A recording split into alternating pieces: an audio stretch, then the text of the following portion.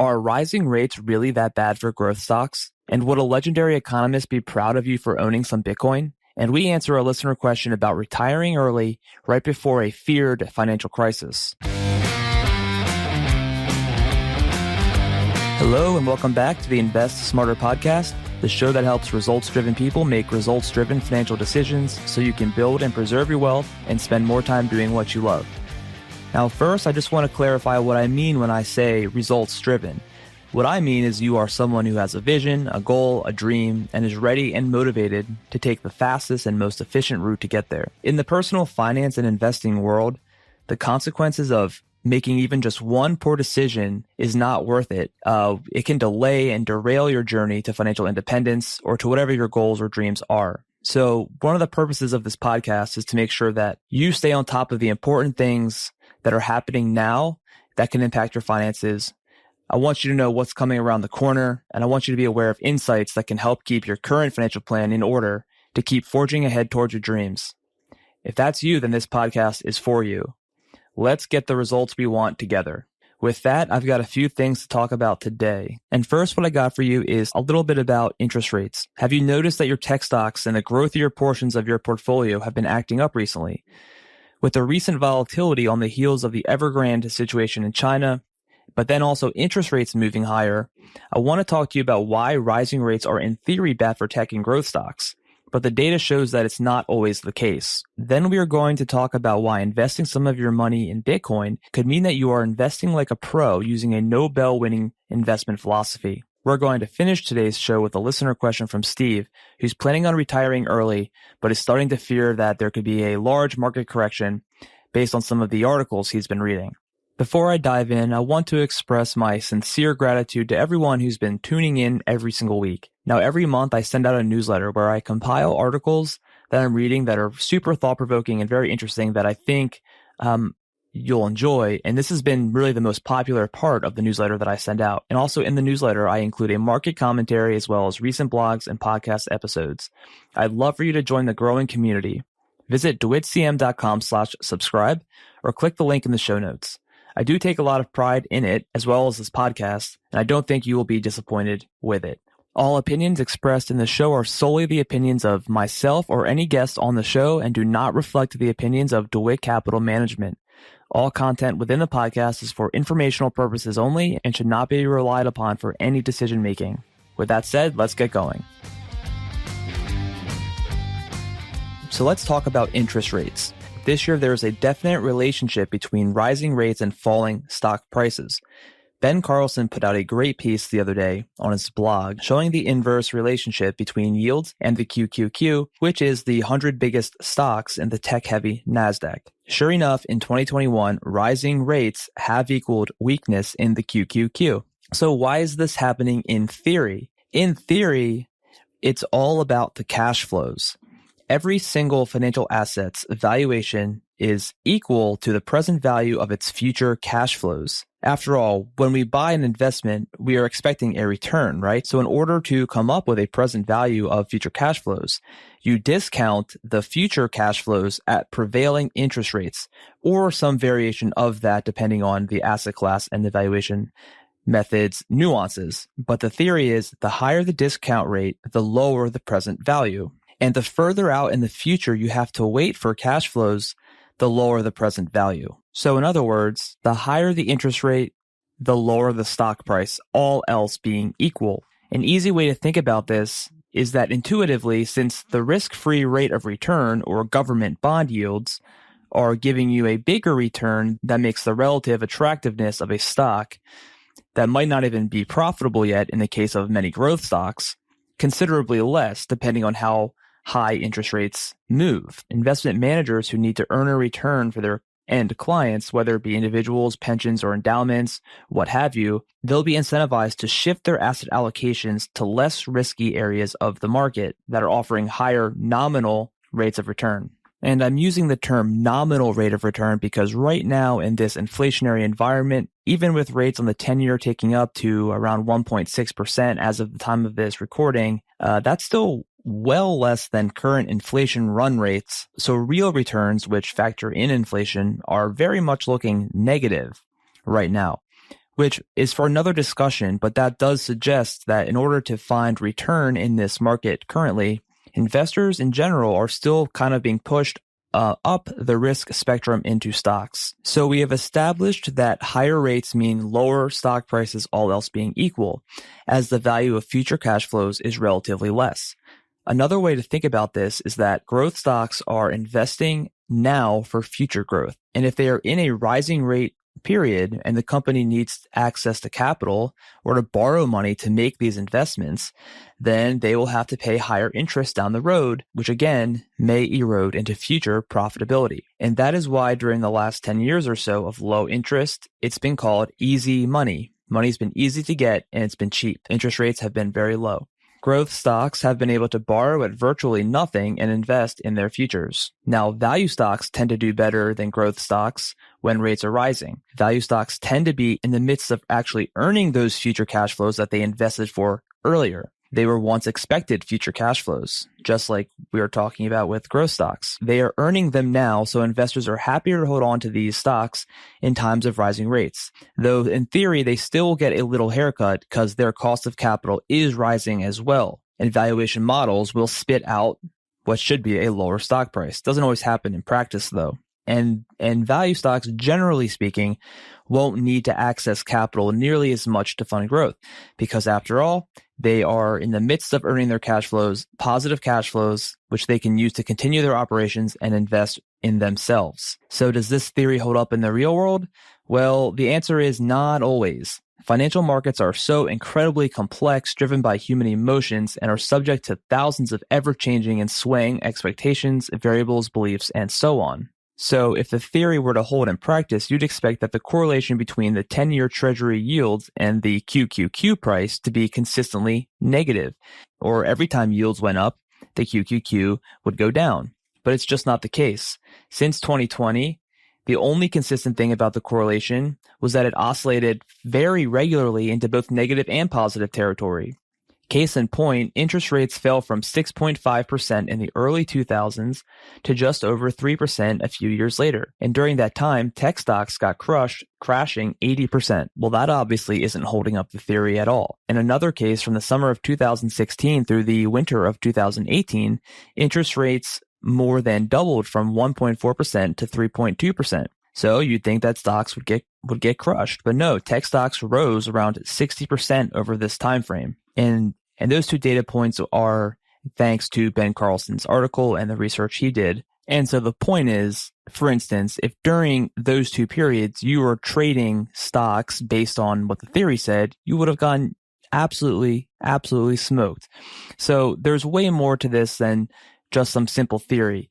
Yeah, there's lots of theories that we make to explain things, but theories in financial markets rarely work all the time. So while this year the theory is holding true, I can all but guarantee you it won't forever. Moving on, let's quickly go over why adding Bitcoin to your portfolio could mean you are investing like a Nobel Prize-winning economist. But before I go there, Bitcoin, crypto, NFTs, decentralization, these are all really hot topics right now. And I want to say with full disclosure, I have extremely minimal exposure to anything in the crypto world.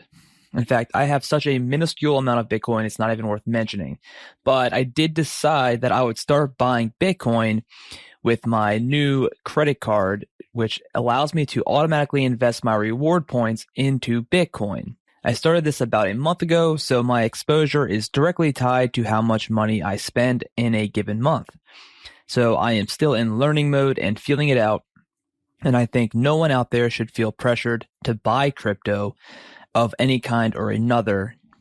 There's a lot of people out there who are obsessed with crypto and will talk to you for hours about why it's the next greatest thing.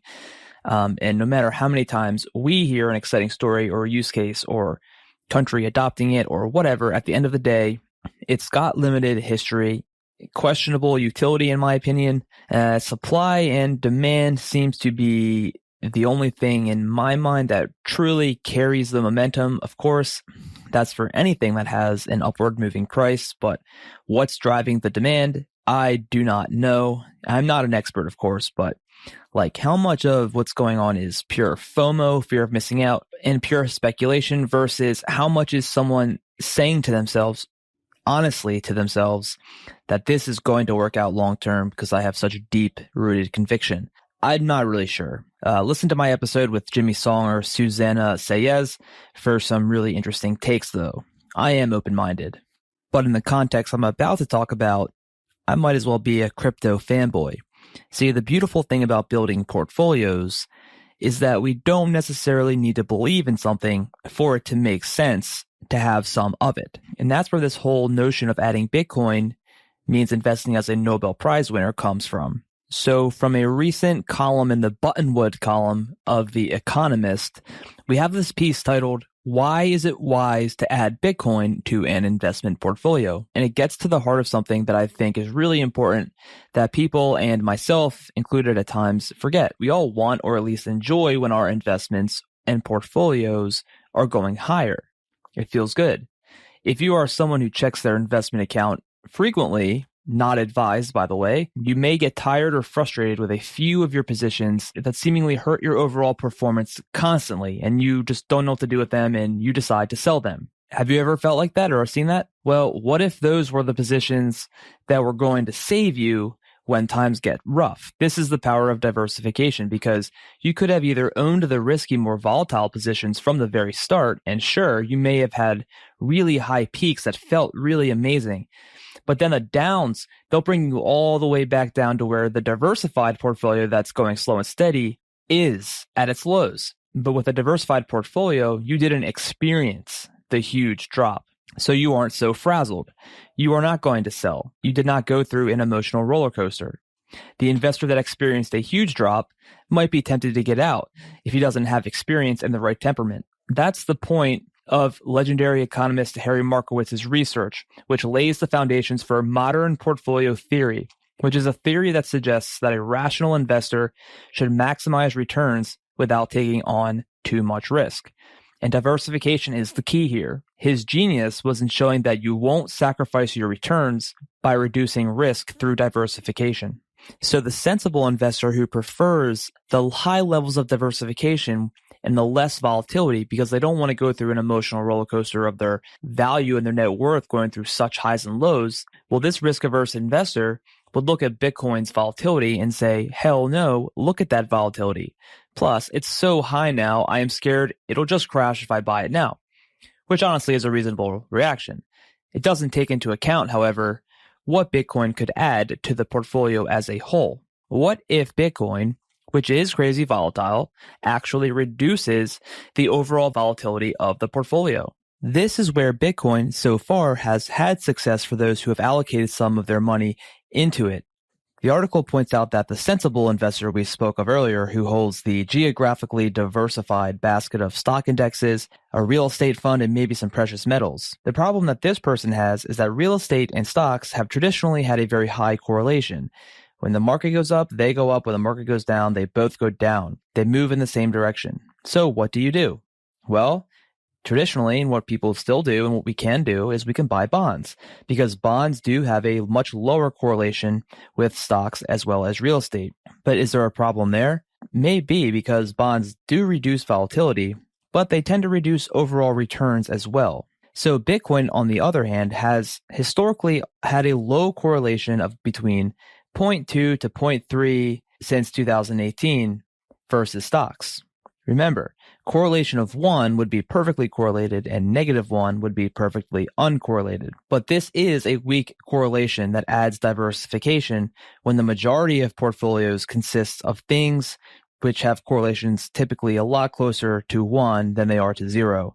And while this correlation is similar to the correlation that stocks have with bonds, the obvious advantage that Bitcoin has over bonds is that in its short lifetime, it has absolutely outperformed bonds by miles. Now, the Buttonwood column decided to test 4 randomly selected time periods over the last decade to find out what is the optimal basket of securities during that time period using modern portfolio theory. Each time they did this, for each of the 4 tests, the optimal portfolio had a 1 to 5% allocation to Bitcoin. Even during a period where Bitcoin fell steeply, a 1% allocation added to the risk-reward characteristics of the optimal portfolio. Now, this sort of testing, of course, is in hindsight. We have absolutely no clue what the future holds for Bitcoin. It could become married to the stock market, or it could become less correlated. If the future is a reflection of the past, however, then it is understandable why institutions would now be willing to start allocating a little bit, not because they necessarily think it's going to be what the crypto heads think it will be, the next greatest thing, that thing that's going to change the world for the better, but because it may add value to a diversified portfolio's risk-return characteristics. And I guess the sort of point I want to get across here is that just because something on its own is extremely volatile, that doesn't mean that when combined with the right mix of assets, that it should be considered as extremely volatile. Your portfolio is not each individual stock on its own. It is how they move together as a whole. That is your portfolio, and that is what you're owning. So with that said, let's move on to our listener question. So we did have a listener question come in from Steve, and Steve says, I am planning on retiring next year at the early age of 50, but I can't shake this nervous feeling that as soon as I do, the market is going to crash. There have been a lot of articles recently suggesting a financial crisis unlike any other we've seen in decades could be right around the corner. Should I be considering delaying my retirement? So Steve, thanks so much for the question. Now, obviously, I don't know your situation. I don't know how much you have in savings. I don't know how much you have in your 401k. I don't know if you are fully retiring, if you'll have some sort of part-time gig, or maybe you own a side hustle or have a side hustle. I don't know how much you need per year in retirement. I really don't know anything. So I obviously can't give you any specific advice. But with that said, there are some things that you might want to think about. You are not wrong to be worried about this, because something we do see happen is people retire early when the markets are really high because they are feeling wealthy, healthy, and confident. And then you retire, your employment income is gone, obviously, and you're drawing from your assets. And because the market has gone up for so long and it's at highs, the market goes down, let's say 3 years in a row. This is a definite risk called sequence of return risk, because you are taking money out and the market is not going in your favor. So it's doubly painful. Things can get ugly fast this way. So that said, I would consider the best thing for you could be to sit down with your planner or finding a fiduciary planner who can sit down with you, build a picture of your assets and your retirement needs, and start running through some scenarios and really stress test that plan. I like to make sure that our baseline expectations for our plans are very conservative so that we limit the probability of any truly negative scenarios. But you will want to make sure you are fully confident that even in some of the worst case scenarios, you're going to be okay. You do not want to mess with this. So I definitely highly recommend seeking a gut check and second opinion on the plan that you have laid out for yourself. Now, because you are retiring at 50, I trust you know that whatever you have built up over the years has to last a long time, God willing. Things that could ultimately be recommended is changing to a more conservative asset allocation. And there is risk there that, of course, what if the market keeps moving higher? And would that be a move made for the wrong reasons, like trying to time the market?